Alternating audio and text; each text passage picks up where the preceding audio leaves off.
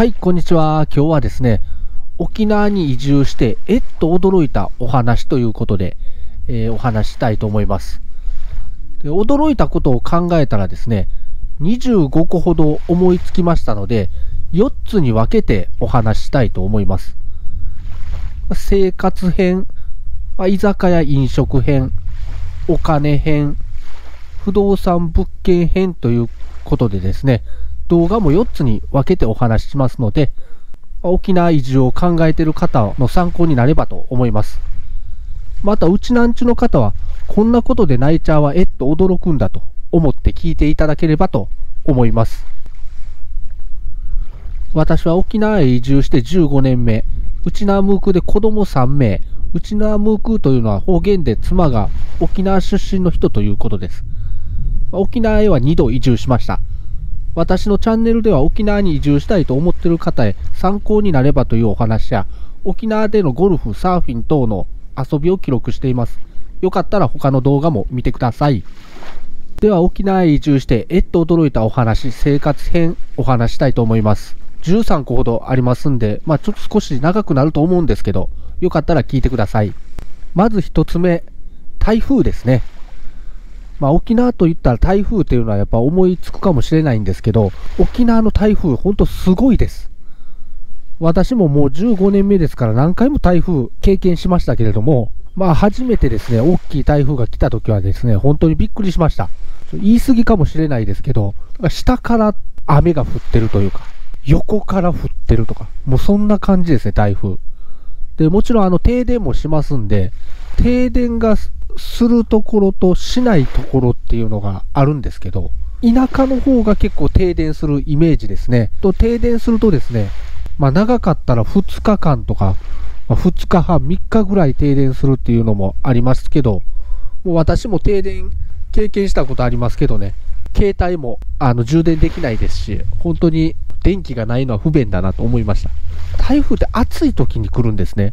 ですので停電するとエアコン効かないんで、もうめちゃくちゃ部屋も暑いんですよ。で、まだ昼はですね、明るいからいいんですけど、夜はもう真っ暗になるんで、ろうそくとかですね、立てたりですね、懐中電灯とか必需品ですね。で、台風が来るって、予報が出るとですね、ゲオとかツタヤのレンタルビデオ結構なくなるんです。あと、コンビニとかスーパーの、食品もなくなりますね。ちょっと買いだめしとくっていう感じでですね。で、また台風が来るんでですね、コンビニとか、スーパーの、食品とか再度補充されるのにちょっと時間かかるんで、買いだめしとくっていうことでしょうね。本当台風は驚きました。県外の方がですね、沖縄に移住してですね、台風を経験したら、うわ、すごいなって、本当に思うと思います。では、2つ目ですね。渋滞ですね。もう沖縄渋滞すごいです。特に那覇浦添がすごいですね。中部の方からですね、那覇の方に出勤するとか、夕方に那覇から中部の方とか南部の方に帰るとか、もう車本当すごいなと思います。沖縄が電車がなくて、モノレールとバスしかないと。で、車社会っていうのは本当にわかりますね。驚いたこと3つ目になるんですけど、軽自動車がいっぱい走ってるんですね。で、なぜ軽自動車いっぱい走ってるかというと、例えば4人家族でですね、お母さん、お父さん、子供2人。で、子供2人がもう成人してるとですね、大体車を持っててですね、一家に車が4台あるんですね。お父さんは普通乗用車で大きいの乗ってて、お母さん、子供、あと2人はもう軽自動車とか、そういう家系がいっぱいありますね。軽自動車こんなに僕、出身が京都ですけど、京都では見たことなかったんでですね、ほんと軽自動車多いなと思いました。維持費も安いですしね、私も沖縄に初めて移住した時は軽自動車を購入しましたね。で、4つ目ですね、バスが時間通り来ないです。で、路線図がややこしい。これはもうしょうがないですよね。渋滞がすごいんで、バスが遅れてくることはもう多々あります。で、私も沖縄に移住してですね、バス乗ったのは本当5回ぐらいだと思います。路線図がちょっとややこしいんですね。この沖縄のバス会社の方には申し訳ないんですけど、ちょっと見にくいというか、車持ってますからね、もうバス乗る必要ないんですね。ですので、もうほぼ乗らないです。バス乗ってる人っていうのは、ちょっと年配の方か、学生というイメージですね。5つ目ですね。車なんですけど、車は駐車するとき前止め当たり前ですね。前から突っ込んで止めるっていう。うちなんちはみんな前から止める人すごく多いです。ナイチャーはですね、こうバックで止めるんですけどね。もうほぼ前止め。前止め当たり前です。ですので僕ももう前止め今ではするようになってますけど、昔はこう後ろでこう止めてました。後ろから後ろでこう止めるとですね、少しこうやっぱり前から止めるより時間がかかるんでですね、うちなんちゅの方になんで前から止めへんのみたいなことを言われたりもしますね。6個目ですね。自転車乗らないですね。うちなんちゅの人は。まだうちなんちゅの人は自転車乗れない人も多いと思います。で、歩く人もほぼいない。沖縄ですね、那覇だったら自転車乗ってる人はいると思うんですけど、歩いてる人もいると思うんです。モノレールがあるんで。ただ僕が住んでる中部だと、自転車乗ってる人ほとんど見たことないですね。あと歩く人もほぼいないです。これなぜかなと思ったらですね、なんていうんですかね、自転車乗らなくても、車一人一台ありますからね。あと自転車乗ると、うちの妻とかに聞くと、汗かくしと。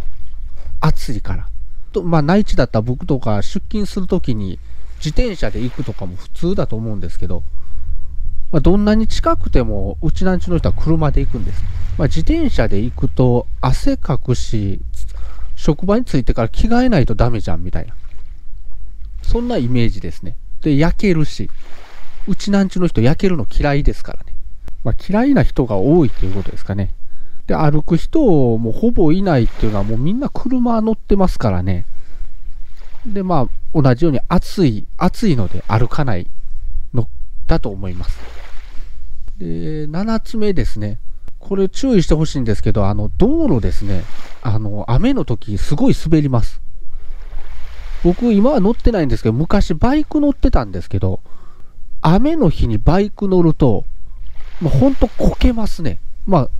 毎回こけるわけじゃないですけど、もう僕も何回かこけたことあるんですけど、やっぱ沖縄はですね、暑いんで、このアスファルトが、なんか材質が違うって聞きました。ですんで雨になると滑るんです。ですので車乗ってても、発進するときとか、タイヤが滑ったり、ブレーキ踏んだら、なんていうんですか、タイヤがこう滑っていったりっていう経験何度かしてるんで、沖縄でですね、雨の日運転するときは、車でもバイクでもかなり気をつけないとダメですね。ですんで、バイク乗ってる人も那覇以外は少ないですね。那覇とか浦添以外ですね。で、8個目ですね。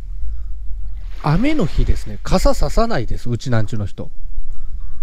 なぜささないのかなって思いますけど、特に学生とか高校生とか中学生ですね、雨降ってるのにずぶ濡れで通学してますからね。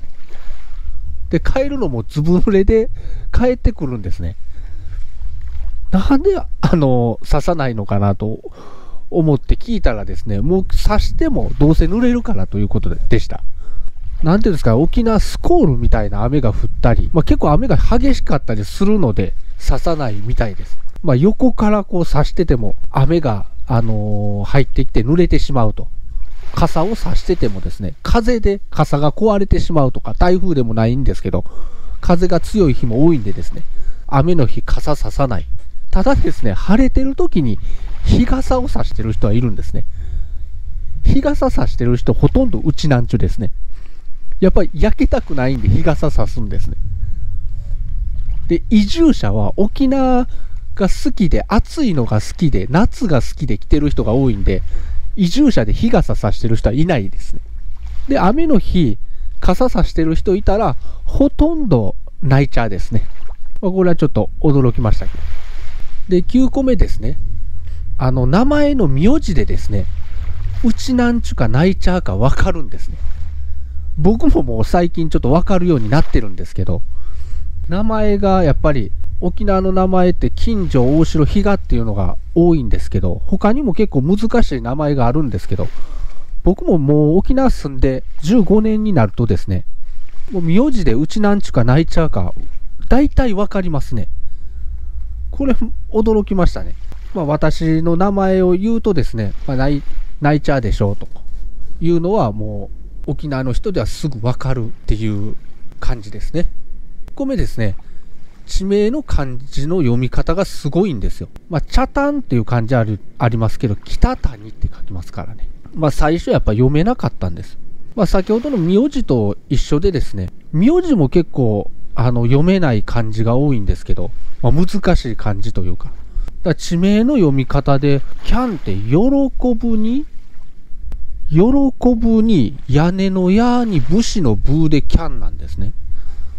いや、読めなかったですね、最初。僕も沖縄で仕事、不動産業をしてですね、お客さんと、いっぱい話しますし、お客さんの名前も覚えないとダメなんですけど、最初読めなくて苦労しました。また地名も不動産屋なんで読めないんで、地名を覚えるのにも苦労した覚えがありますね。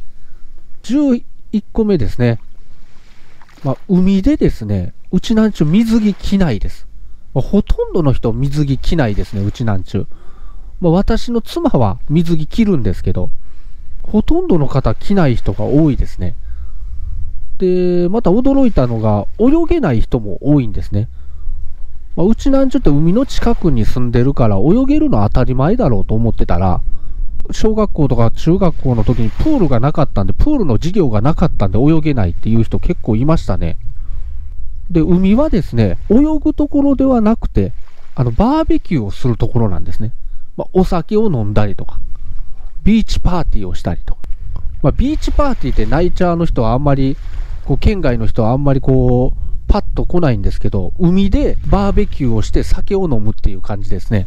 僕も初めてビーチパーティー行った時ですね、めっちゃいいなと思いました。沖縄に住んでよかったなと。ビーチパーティーに呼んでもらってですね、いや、これめっちゃ楽しいやんってなりますね。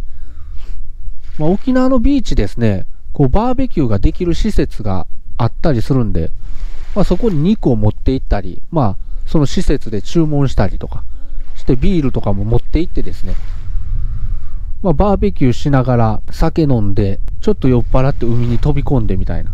めっちゃ楽しいです。もう沖縄に移住したら、もうぜひ移住者の人はビーチパーティーやってほしいですね。で、12番目ですね。沖縄の人、下の名前で呼び合いますね、大体。また下の名前を伸ばして呼び合ったりしますね。なぜでしょうね。もう、ナイチャーの人はですね、金城さんとか、比嘉さんとか上の名前で言うんだけど、沖縄の人は下の名前で、ミキだったらミーキーとか伸ばすんですね。ヒサシだったらヒサーとか、そんな感じで伸ばして、下の名前で呼びますね。ですんで、何かすごくフレンドリーな感じがして、すごくもう良かったですね。僕も下の名前で呼ばれて、上の名字で呼ばれるより何か親しい感じがするんでですね。